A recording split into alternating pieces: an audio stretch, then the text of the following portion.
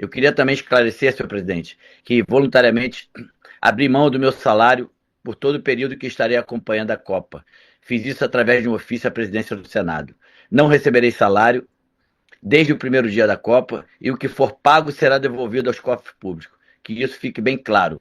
Foi assim, por videoconferência, fora do país, lendo uma declaração claramente preparada e tropeçando nas palavras, que Romário anunciou nesta terça-feira, dia 30 de junho, que abriria mão de seu salário de senador, mais de R$ 46.000, nesse período em que ele está fora do país comentando a Copa do Mundo. O dia da votação ainda não foi marcado.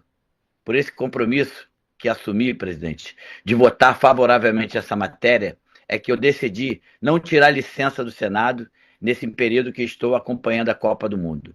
A tecnologia moderna permite que eu me conecte por vídeo, como estou fazendo agora, e dê o meu voto, o que eu considero muito importante. Os compromissos e as posições políticas são o que realmente importa e não onde cada um esteja fisicamente. Se eu estivesse tirando licença nesse período, eu não poderia votar. Isso prejudicaria o povo do meu estado, Rio de Janeiro, a quem eu presto contas dos meus posicionamentos políticos. Cada voto conta. O meu compromisso com os trabalhadores é sagrado, estando em Brasília, nos Estados Unidos ou em Marte.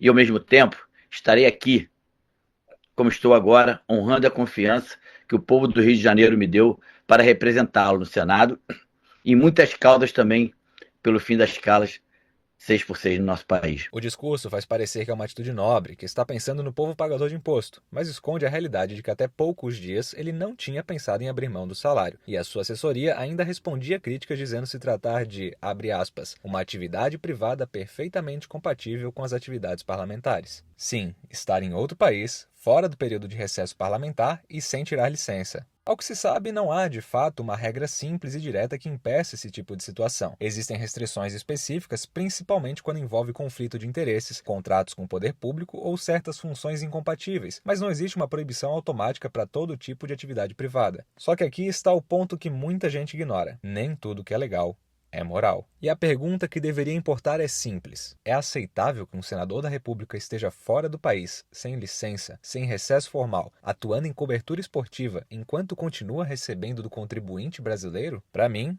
esse é o centro da discussão, porque o mandato parlamentar não é um bico, não é um cargo simbólico. Ser senador é uma das funções mais importantes da República. E além disso, um trabalhador comum, como eu e você, não pode simplesmente viajar para outro país, assumir um trabalho paralelo, aparecer em transmissão, dizer que o escritório continua funcionando normalmente e seguir recebendo salário integral como se nada tivesse acontecido. Se ele faltar ao trabalho, é descontado. Se não entregar, é cobrado. Se abandonar a função, pode ser demitido. Mas, no topo da política brasileira, parece que sempre existe uma regra especial, uma interpretação conveniente, uma brecha institucional, uma justificativa protocolar. Entenda, Romário foi sim um dos maiores jogadores da história do futebol brasileiro. E isso não está em discussão. Foi decisivo em 94, marcou uma geração, virou símbolo de uma seleção campeã e entrou para a memória afetiva de milhões de brasileiros. Mas é aqui que começa o problema. Porque uma coisa é ser ídolo do futebol, outra coisa é ser senador da República. Ganhar a Copa do Mundo não é currículo para representar milhões de pessoas no Senado. Ser ídolo nacional não deveria funcionar como passe livre para uma vida pública sem cobranças. Esse caso expõe um problema muito maior do que uma simples viagem ao exterior. Ele mostra como o Brasil normalizou três coisas perigosas ao mesmo tempo: o voto pela celebridade,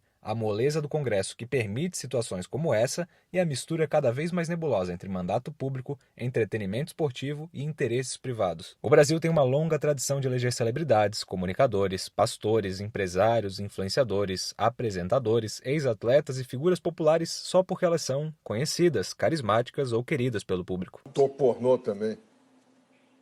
Mas o Senado não é homenagem, mandato não é prêmio de carreira. A urna não deveria funcionar como troféu de gratidão por gol marcado há 30 anos. Romário foi gigante em 94, mas o eleitor precisa se perguntar: o que isso prova sobre a atuação dele em 2026? Ser tetracampeão prova que ele sabia jogar bola, não prova que ele deve estar imune à cobrança pública. Essa combinação é exatamente o retrato de um Brasil que trata o cargo público como privilégio e não como dever. E talvez o caso Romário sirva para uma reflexão maior. Na próxima eleição, antes de votar em alguém porque ele foi um grande jogador, um comunicador famoso, um influencer carismático ou uma figura conhecida, o eleitor precisa se perguntar: essa pessoa entende do cargo? Essa pessoa trata o mandato como prioridade? Essa pessoa está preparada para representar o cidadão ou está apenas usando a própria fama para se encostar no Estado? Fica a reflexão. Agora eu quero saber a sua opinião. Você acha aceitável que um senador esteja fora do país comentando a Copa enquanto segue no exercício do mandato? A decisão de abrir mão do salário resolve o problema ou continua sendo uma imoralidade com o contribuinte? Comenta aqui embaixo porque eu quero saber como você enxerga esse caso. E se você gosta de análises assim, sem torcida e sem passar o pano para ninguém, se inscreve aqui no canal A. Aqui a gente atravessa o debate político de uma ponta a outra, ficando com o essencial. Até a próxima.